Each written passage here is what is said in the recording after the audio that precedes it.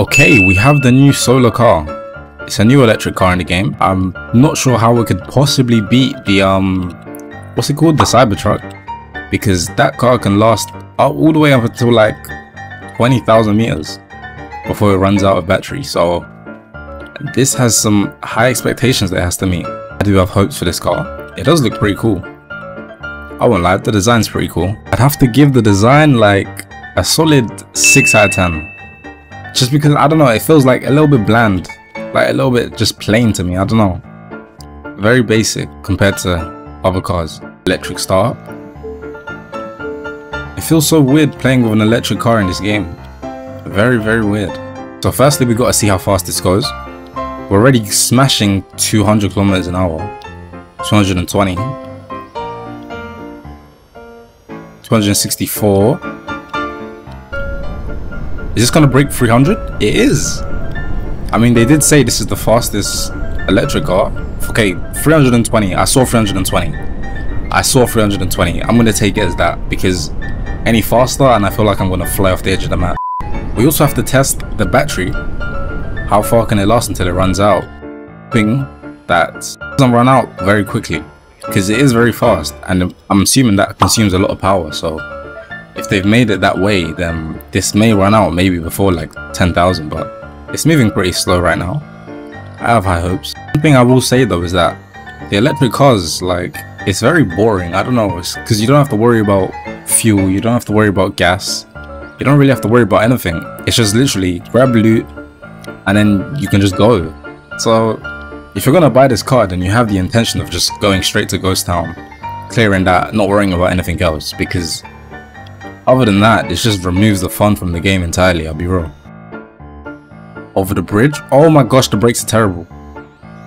It's extremely fast, but the brakes are absolutely horrendous. Expect it to just stop suddenly, even though I'm going like 300 kilometers an hour. But still, the brakes should at least be. The thing I will say is that the radio is the biggest scam. You generally don't need the radio. Like, anyone who buys it, how much is it? 408, no. It's 100 and what?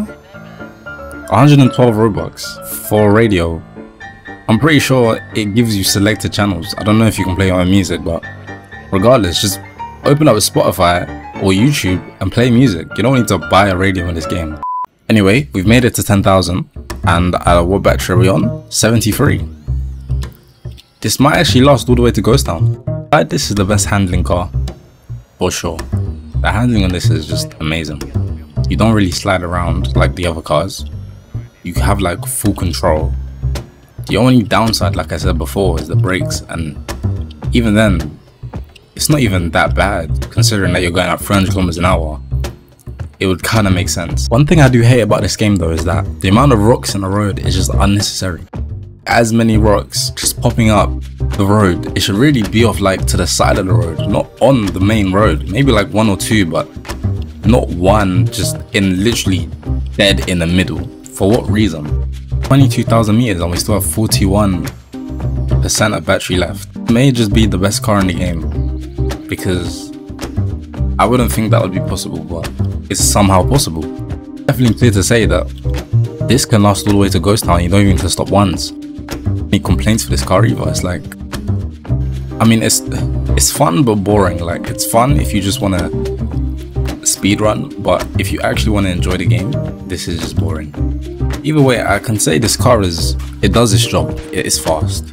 They didn't lie about that. It's definitely fast, but it's just, it takes away the fun from the game, really. There's nothing for you to do with the car. You just literally just get in it and you can just come all the way to Ghost Town and you're done. Which is kind of boring, I won't lie. Very, very boring. But if that's how you want to play, that's how you want to play. So personally, you know, if I was to rate this car, I'd give it like an 8. Otherwise, you know, they can make it fun. They're probably gonna nerf it definitely before it's released. I might actually buy this car and test it out once it's fully released. But for now, it's not a bad car.